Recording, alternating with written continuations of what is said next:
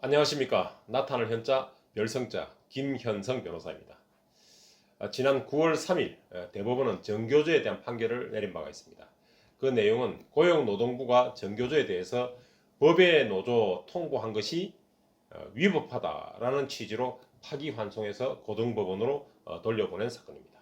사실은 이 정교조 판결에 대해서 분석을 해달라는 댓글이 있었습니다. 이에 대해서 조금 늦었습니다만 대법원의 정교조 판결을 이해하는데 조금이나마 도움이 될 수 있도록 동영상을 올려드립니다. 순서는 이렇게 하겠습니다. 먼저 대법원 판결에 이르기까지 사안의 개요와 소송의 경과를 간략히 요약해서 말씀드리겠습니다. 다음으로 대법원 판결의 내용을 살펴보겠습니다. 대법원 판결의 결론이라고 할 수 있는 다수 의견과 그리고 반대 의견을 함께 설명드림으로써 비교할 수 있도록 해드리겠습니다. 마지막으로 이 판결이 가지는 의미가 무엇인지 그리고 이 판결이 앞으로 어떠한 영향을 미치게 될 것인지를 간단하게 말씀드리면서 마무리하도록 하겠습니다. 자, 먼저 사안의 개요와 소송의 경과를 살펴보겠습니다. 관계 규정을 잠시 살펴보겠습니다. 이것은 교원노조법에서도 그대로 적용하도록 하고 있는 노동조합법 그리고 노동조합법 시행령입니다. 우리 노동조합법에는 이런 규정이 있습니다. 근로자가 아닌 자의 가입을 허용하는 경우 노동조합으로 보지 아니한다 라는 규정이 있습니다.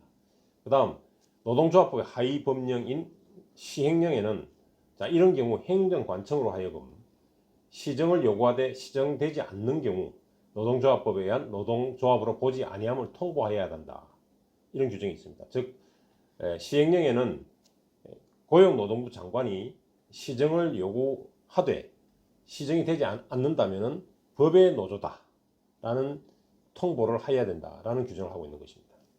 그리고 교원노조법과 교원노조법 시행령에서는 위와 같은 노동조합법과 노동조합법 시행령의 규정을 교원노조에도 그대로 적용하고 있다라고 규정하고 있습니다.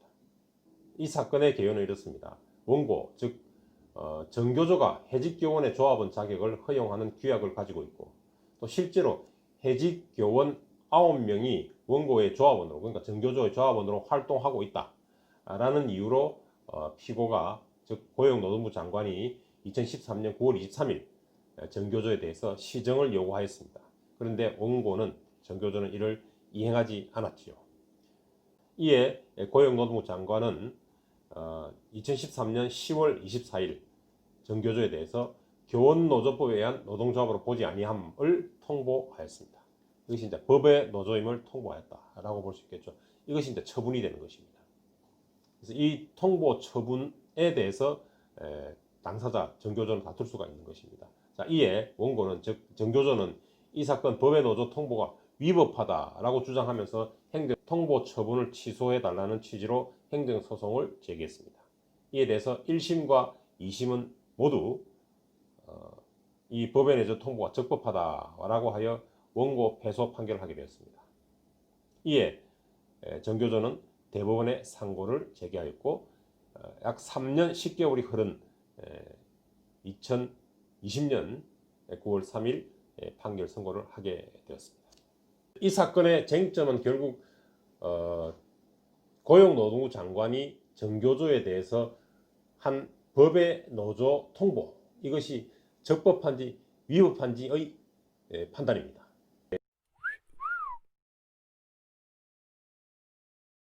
대법원 판결의 결론이라고 할 수 있는 다수 의견부터 살펴보겠습니다. 다수 의견의 요지는 법의 노조 통보를 한 것은 위법하다. 그리고 무효이기 때문에 그래서 파기환송해 되어야 된다라고 하고 있는 것이죠. 자, 일반적으로 국민의 기본권을 제한하거나 침해하는 행정처분을 하기 위해서는 반드시 법률에 국회가 만든 법률에 근거를 두어야 하고 법률에서 또는 하위법인 시행령에 위임을 하거나 해야 된다는 것입니다. 그래서 이것을 두고 헌법상 법률 유보 원칙이라고 하는 것입니다.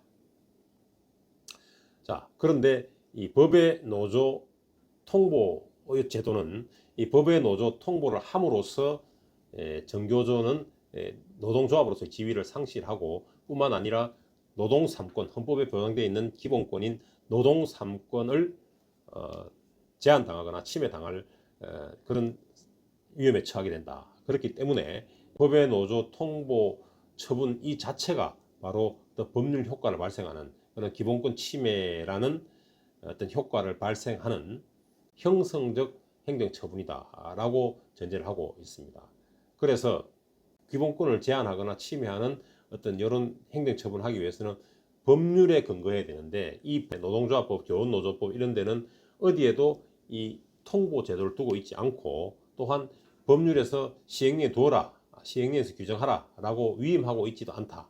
그런데 노동조합법 시행령에서 법의 노조 통보 제도를 두고서 있는 것은 이거 자체로 법률 유보 원칙에 반해서 무효다라는 것입니다. 그래서 이 무효인 시행령에 근거해서 법의 노조 통보를 한 것 이거 역시 당연히 무효다라는 논리를 펴고 있습니다.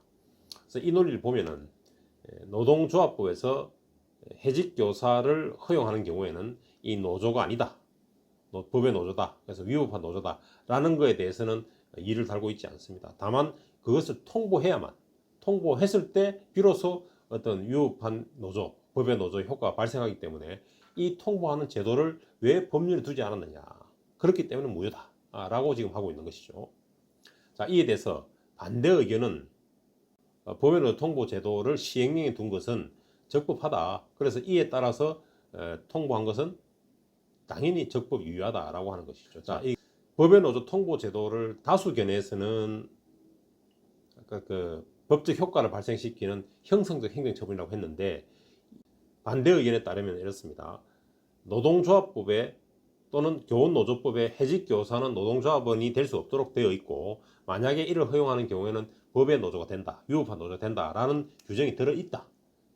교원노조법 또는 노동조합법에 들어있기 때문에 이 조항에 따라서 법의 노조가 바로 된다. 바로 법적 효과가 발생한다. 그래서 위법한 노조가 되는 것은 맞다.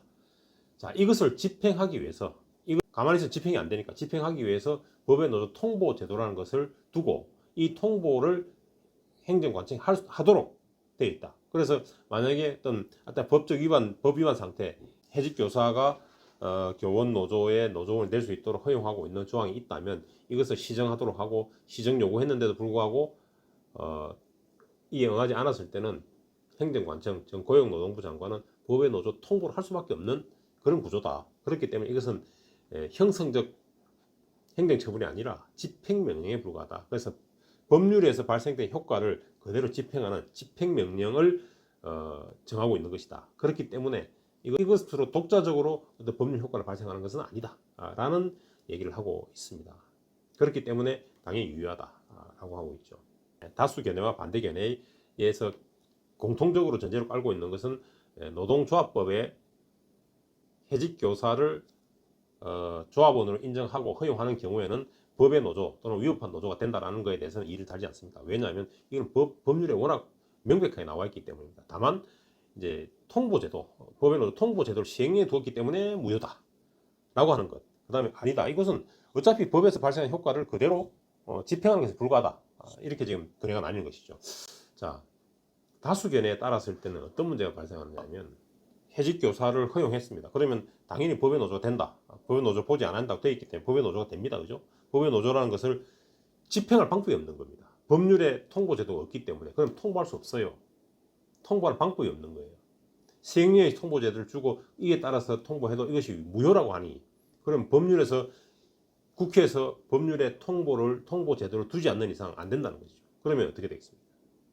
이 위법한 노조인 건 확실한데 위법한 노조임을 어떻게 구현할 수 있는 방법이 없어지는 겁니다. 다수견에 따르면. 여러분들이 보시기엔 어떻습니까? 이게 사실은 소수견에서 다수견을 비판하고 있는 것은 지금 정교조를 살리기 위한 어떤 취지인 것은 좀 알겠는데 그렇다고 해서 법 체계를 이렇게 무너뜨리게 가면서까지 할 필요가 있느냐. 지금 인위적으로 해석될 수밖에 없는 아주 법의 일반적인 원칙까지 무시하면서까지 이렇게 해석하는 필요가 있느냐라는 얘기 지금 하고 있는 거죠.